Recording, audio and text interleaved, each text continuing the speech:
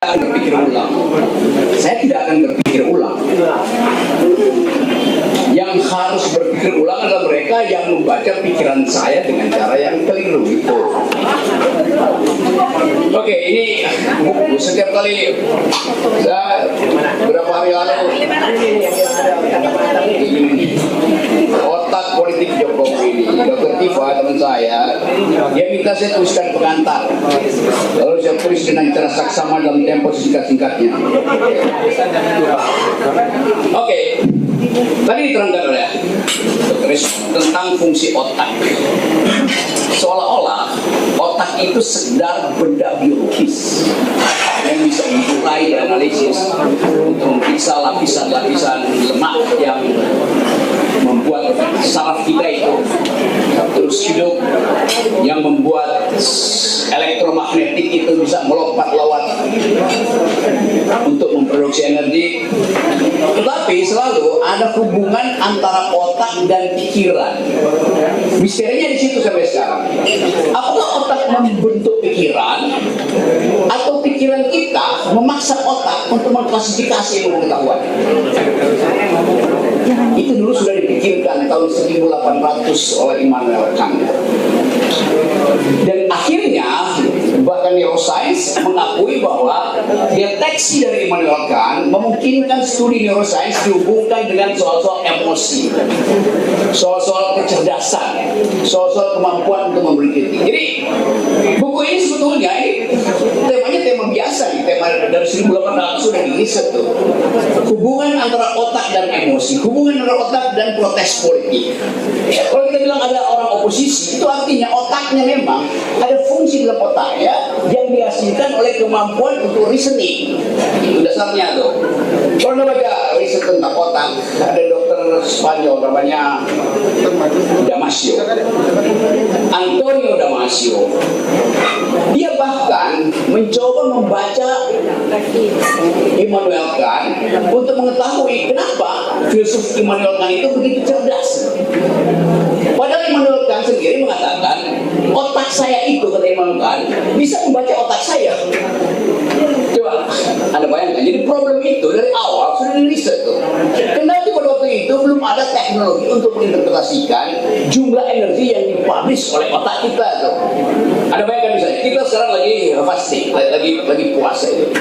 Apakah otak kita berhenti bekerja? Kalau kita lagi puasa, secara biologis harusnya berhenti bekerja. Kenapa? Kalau kita puasa, tidak ada glukosa yang masuk ke tubuh kita, dok. Benar? Tidak ada glukosa, otak tidak bisa hidup tanpa energi glukosa. Puasa nggak berarti dong? Udah 30 tahun saya puasa.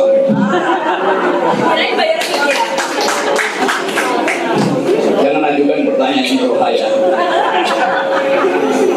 Jadi, kalau kita teliti, di dalam keadaan puasa pun otak kita memproduksi sesuatu tanpa glukosa. Itu berarti ada cadangan energi disediakan oleh tubuh.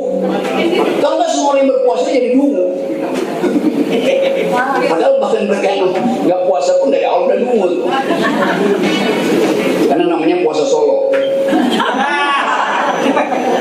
Solo itu bukan nama kota, nama ganti self.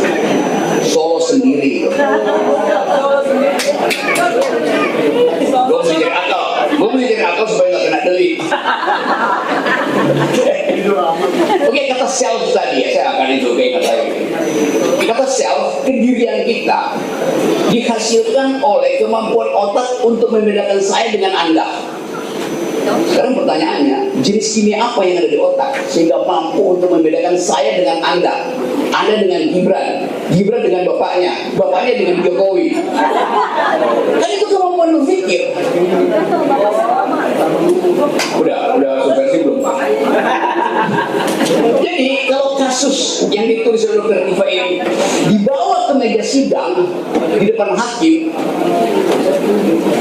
bahkan tidak akan selesai di meja sidang. Karena riset itu selalu sifatnya ongoing, in the making, tidak akan berhenti. Jadi percuma membawa kasus ini ke meja sidang. Bawa kasus ini ke meja sidang akademis. Itu yang dari awal saya inginkan. Terus saya diminta jadi saksi ahli, saya bersedia jadi saksi ahli. Saya bayangkan, kalau saya jadi si ahli, dia akan nanya saya itu jaksa. Jaksa itu belajar hukum. Dia nggak belajar filsafat. Dia nggak belajar neuroscience. Dia nggak belajar artificial intelligence. Saya belajar. Karena saya sekolah pertama elektro. Jadi saya ngerti soal-soal fisika itu. Sekolah kedua saya economics. Saya ngerti tentang efisiensi otak. Otak itu bekerja seperti seorang homo economicus, mencari hal yang menguntungkan dan menghilangkan hal yang membuat otak nggak bekerja. Itu prinsip ekonomi. Otak bekerja secara ekonomis. Jadi ya bukan ya kasus ini dibawa, dipancing-pancing Dokter Tifa, Rismond, Roy, yang otaknya berfungsi maksimal.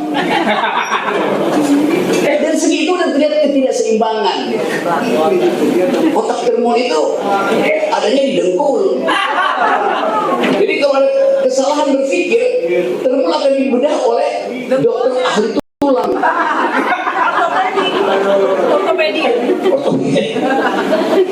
Jadi teman-teman semua, kita ingin pastikan, kita mulai dengan tradisi bahwa semua dalil akademis dibantah secara akademis.